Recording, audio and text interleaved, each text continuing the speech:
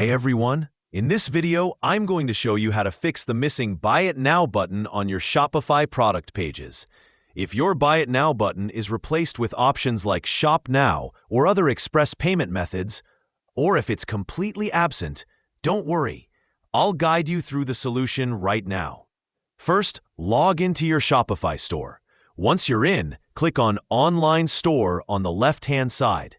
Then select Customize. This will take you to the theme editor.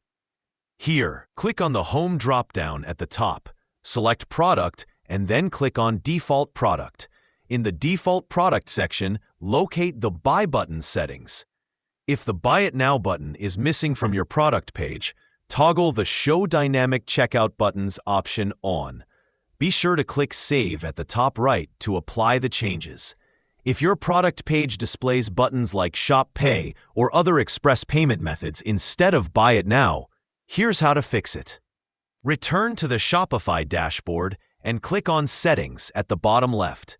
Next, select Payments and then click Manage in the top right corner. If you see options like Shop Pay, toggle them off. This is particularly important if you're targeting multiple countries, as Shop Pay is only available in certain regions like the US. If disabling Shop Pay doesn't revert the button to Buy It Now, try disabling Apple Pay and Google Pay under the Manage Payment Methods section. After making these changes, check if the standard Buy It Now button appears. If you have any questions, feel free to leave a comment below. I respond to every comment and would love to help you out. Don't forget to like this video if you found it helpful. See you in the next tutorial.